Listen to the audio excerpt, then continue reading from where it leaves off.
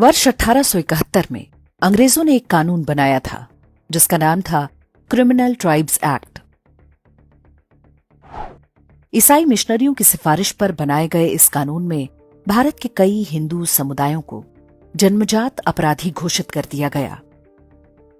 इनमें लगभग सभी कारीगर जाति, घूम घूम कर व्यापार करने वाली जातियां, पारंपरिक रूप से गाने बजाने वाली जातियां, नट, बंजारा, पासी, गुर्जर, लोधी, मीणा समेत 200 से अधिक समुदाय शामिल थे।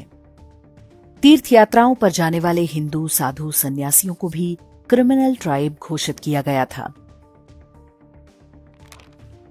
वर्ष 1947 में देश स्वतंत्र हुआ तो कांग्रेस सरकार क्रिमिनल ट्राइब्स एक्ट को जारी रखना चाहती थी।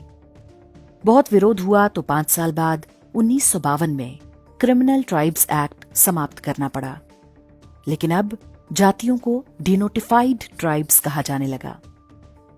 राष्ट्रीय पिछड़ा वर्ग आयोग के अनुसार ऐसी जातियों की संख्या लगभग 1,500 है। क्रिमिनल ट्राइब एक्ट वास्तव में अंग्रेजों की उस औपनिवेशिक मानसिकता का प्रतीक है जो आज भी जारी है।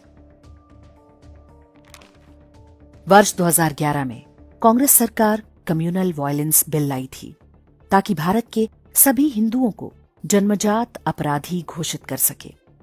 वो भी उसी औपनिवेशिक मानसिकता का परिणाम था। वर्ष 2026 में बीजेपी सरकार द्वारा लाया गया यूजीसी नोटिफिकेशन भी उसी मानसिकता की उपज है जिसका बीज अंग्रेज बोकर गए थे। जाति की राजनीति में आगे निकलने की होड़ में बीजेपी वो कर गई जो हिंदू एकता की घोषित नीति से बिल्कुल अलग है। हमें नहीं पता कि मोदी सरकार और बीजेपी ने ये जानबूझकर किया या मूर्खता में। जिस तरह से निशिकांत दुबे को कुतर्कों के साथ आगे किया गया, उससे जानबूझकर किया गया काम अधिक लगता है। शिक्षा जैसे महत्वपूर्ण मंत्रालय में मोदी जी ने अब तक जिस तरह के अधकचरे और बिकाऊ किस्म के लोगों को बिठाया है, उस हिसाब से ये मूर्खता में किया गया काम प्रतीत होता है। यूजीसी की ऐसी गाइडलाइंस कैसे बनी जो भारत में हिंदुओं के एक बड़े वर्ग को जन्मजात अपराधी घोषित करती हैं? यूजीसी गाइडलाइंस के पीछे की मानसिकता को समझना अधिक आवश्यक है। इसके पीछे सोच है कि जब भी कोई व्यक्ति किसी अन्य व्यक्ति पर अत्याचार करता है तो ये एक व्यक्ति का दूसरे व्यक्ति के प्रति अपराध नहीं, बल्कि एक समुदाय का दूसरे समुदाय पर अपराध है, भले ही अपराध करने वाले की ऐसी कोई मंशा ना हो। यूजीसी गाइडलाइंस को बनाने वाले मानते हैं कि क्लासरूम में दो दोस्तों के बीच लड़ाई हो जाए तो ये उनका व्यक्तिगत मामला नहीं, बल्कि उनकी जातियों के बीच का संघर्ष है। एक जाति सामूहिक रूप से ऑप्रेसर होगी और दूसरी ऑप्रेस्ड। यदि आप व्यक्तिगत रूप से ऑप्रेस्ड ना हो, आपको किसी ने नहीं सताया हो, तो भी आप अपनी सामूहिक पहचान के आधार पर विक्टिम कार्ड खेल सकते हैं। जो लोग यूजीसी गाइडलाइंस का विरोध कर रहे हैं, वे भी अपनी सामूहिक पहचान के आधार पर ही विरोध कर रहे हैं। ये सामूहिक पहचान है सवर्ण।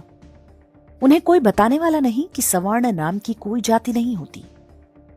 पिछड़ा वर्ग और दलित नाम की भी कोई जाति नहीं होती। विरोध इस आधार पर होना चाहिए कि ये गाइडलाइंस न्याय के मूलभूत सिद्धांत के विपरीत हैं।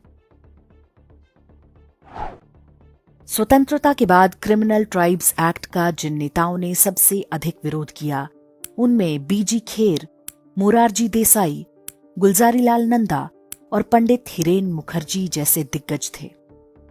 उनके लिए अपनी सामूहिक पहचान और अपराधी घोषित की गई जातियों की सामूहिक पहचान में कोई अंतर नहीं था। एक औपनिवेशिक षड्यंत्र के विरोध में वो पूरे समाज का प्रतिरोध था। कम्युनल वायलेंस बिल जब लाया गया था, तब पूरे हिंदू समाज ने एकजुट होकर प्रतिरोध किया था।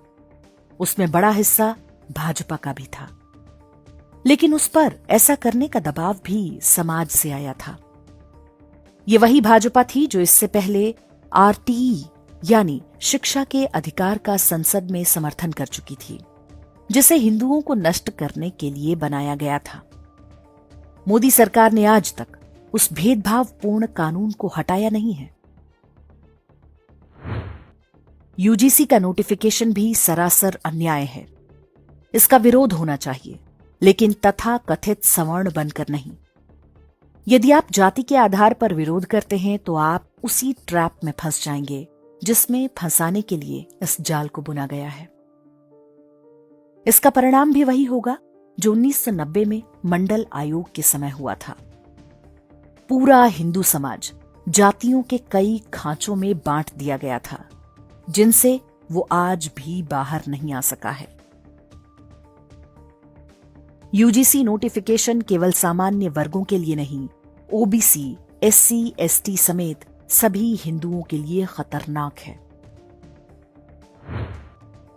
यूजीसी का नोटिफिकेशन वापस होगा या नहीं, इससे अधिक महत्वपूर्ण है कि हिंदुओं के वोट से बनी सरकार में कुछ लोग औपनिवेशिक मानसिकता से संचालित हैं। वे लोग कोई भी हो सकते हैं, नेता, मंत्री और अधिकारी भी। जो भी हूं, इसका पता एक न एक दिन अवश्य चलेगा। स्वतंत्रता के समय मोहनदास करमचंद गांधी हिंदुओं का सबसे बड़ा नेता हुआ करते थे, लेकिन व्यक्तिगत महानता के उस काल में गांधी ने जो कुछ कहा और किया, वो सब इतिहास में दर्ज होता रहा। आज वो सब कुछ सामने आ चुका है। इतिहास ने जब गांधी को नहीं छोड़ा, तो गांधी की तरह आत्मघात करने वाले कैसे बच पाएंगे? आडवाणी को जब जिन्ना सेकुलर लगने लगा था, तो उन्हें भी जाना पड़ा था। हमें विश्वास है कि ये सारे आक्षेप प्रधानमंत्री नरेंद्र मोदी पर लागू नहीं होते। उन्होंने हजारों वर्षों से पददलित हिंदुओं को आत्मगौरव के कई कारण दिए हैं। हम इतने कृतज्ञ समाज नहीं जो उनके अच्छे कार्यों को भूल जाएं। साथ ही ये आशा करते हैं कि हिंदुओं को बांटने और आपस में लड़ाने के षड्यंत्रों पर रोक लगेगी। हजारों वर्ष के इतिहास में ऐसा एक भी उदाहरण नहीं मिलता कि दो हिंदू जातियां आपस में युद्ध लड़ी हों। हर संकट में हम एक दूसरे के साथ खड़े रहे हैं। हमें कौन आपस में लड़ाना चाहता है, इस बात का पता लगना चाहिए। ये काम मोदी जी की सरकार में हो रहा है, इसलिए उत्तर उनको ही देना होगा।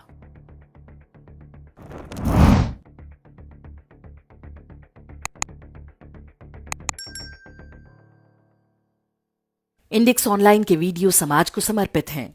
आप इनको डाउनलोड करके जैसे चाहे वैसे प्रयोग कर सकते हैं। चाहे तो आप हमारे टेलीग्राम चैनल से जुड़ सकते हैं। वहां सारे नए पुराने वीडियो आपको मिल जाएंगे। हमारे सोशल मीडिया लिंक हर वीडियो के डिस्क्रिप्शन में होते हैं। हमारा एकमात्र उद्देश्य हिंदू समाज को जागृत और एकजुट करना है। इसमें सहभागी बने। धन्यवाद।